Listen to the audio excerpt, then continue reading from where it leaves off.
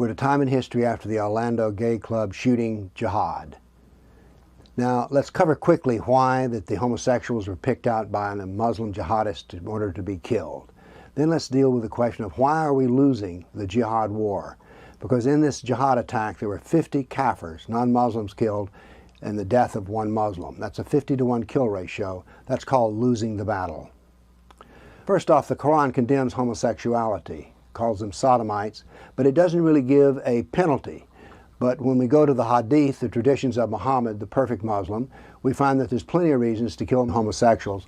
If you find anyone doing as Lot's people did, that is being homosexuals, kill the one who does it and the one to whom it is done. Another hadith from Dawood: if a man who is not married is seized committing sodomy, he will be stoned to death. So, now we come to the Sharia. The Sharia is the codification of Islamic law in the reliance of the traveler. Kill the one who sodomizes and the one who lets it be done. May Allah curse him who does what Lot's people did. So here we have the fact that in Islam, the Islamic text for law call for the killing of homosexuals. So that's one reason the homosexuals are chosen to be killed. But let's deal now with the question of why do we keep losing this war? And if you want to know why we're losing the war, just look at what we say after something like this happens. This man is called a lone wolf. Well, he was not a lone wolf, this jihadist. He had as his companions Muhammad and Allah. Muhammad was the perfect jihadist. He was involved in exactly 100 events of jihad. And then Allah calls for jihad again and again in the Quran. So even if he was working by himself, he has the guidance of Allah, the guidance of Muhammad, and the guidance of 1400 years of history.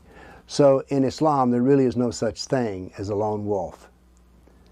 Then we have the stupidity of the thing, if you see something, say something. I see this every time I go to the airport, and I know this, that it's not the way it works. The way it works is don't see and don't tell. Because as we're seeing after this shooting Jihad event, there were people who worked with him who said, he talked a lot about hateful things, but why was he never called in for it? Because he's a Muslim. We don't criticize Muslims, they are a protected class. Another reason we're losing this war is we refuse to accept the Sharia for what it is. The Sharia is Islamic law, and it gets a free pass because it said, oh, the Sharia is just like, Jewish law or Catholic canon law. No, it is not. The Sharia calls for the killing of homosexuals. The Sharia calls for the punishment by jihad against the kafir, the non-Muslim, and it says that the kafir should not be a part of a legal system in which he has anything really to say. So Sharia is evil in part and evil in the whole of it. We should condemn Sharia as being a hate document. Then we have the other one. Oh, well, this is extremism. Jihad is not an extremist act because 24% of the Quran written in Medina deals with jihad. How can we call something which is a mainline doctrine extreme? It is not extreme. Jihad is normative. Jihad is the way that Muhammad rose to power. Then we hear the business of, well, they're extremist imams. There was an imam, and this is going around on the web now, who called for the killing of homosexuals and said it was an act of compassion. This man who said that is not an extremist imam because we've already heard that the Hadith calls for the killing of homosexuals and that the Sharia text calls for the killing of them as well. So there are no extremist imams. There are simply imams who teach the entirety of the Quran. Another reason we're losing is we're waiting for Islam to reform itself. How do you reform something? The Quran is perfect, complete, universal, and eternal. How do you reform that? Do you add something to it or do you take something away? Or do you just change it? But remember, it is perfect. So how can you reform something that is perfect? The Sunnah of Muhammad is perfect as well. So therefore, there can be no reform of Islam. And we're fooling ourselves when we say, well, Islam will be fine as long as it has a reformation. Islam will not be fine with the Reformation because the Reformation, going back to the prime source documents, has been done by the Taliban, Islamic State, Boko Haram, and many others. So there is no such thing as reform that's going to happen to Islam. Then we need to make something clear here. Muslims are not to be the target. We do not need to pick on Muslims or treat them as a hated people, but we do need to hold every Muslim responsible for what the Islamic doctrine says. Then we have the other one. Well, it's their religion, and we don't criticize religion. Actually, we do criticize religion as long as it's Christianity. But Islam is a religion and a political system. We don't need to criticize the religion, we need to criticize the political system. The political system is how it deals with a non-believer.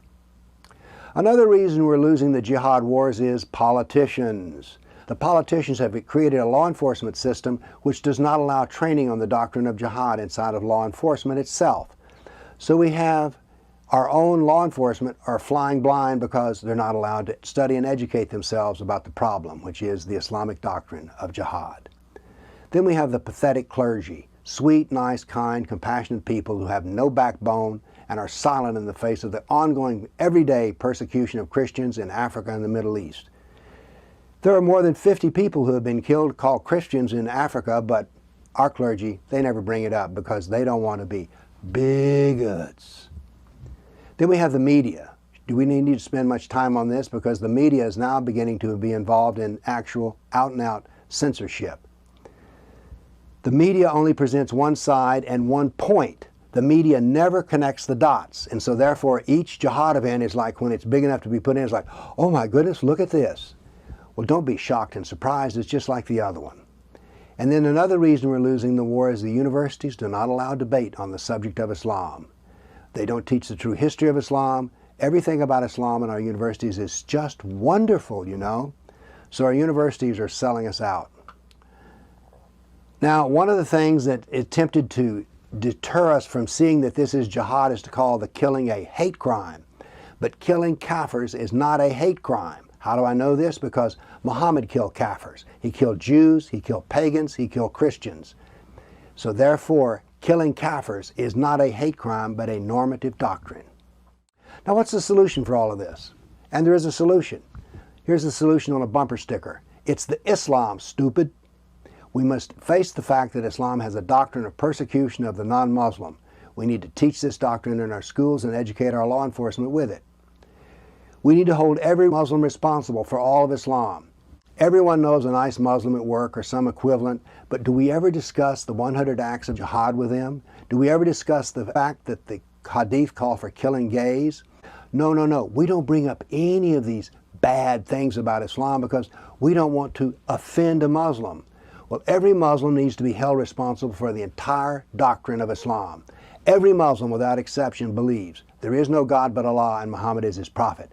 We need to hold him responsible for what Allah has in the Quran. We need to hold him responsible for what Muhammad did. Then the other thing we need to do is realize that this is a political war, an information war. This is not a war to be won with bullets and bombs. We will defeat Islam not with F-15s, not with guided missiles, but we will defeat Islam by the simple way we defeat other political systems. We're in the middle of a presidential campaign now.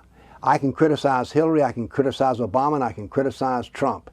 We need to criticize Muhammad in the same way. We need to use ridicule, irony, humor, and criticism of a political system. We need to use political tools against a political system. We don't need to kill people. We don't need to tell lies. We just need to tell the truth about Islamic doctrine. That's what we need to do. It's the Islam, stupid. Thank you.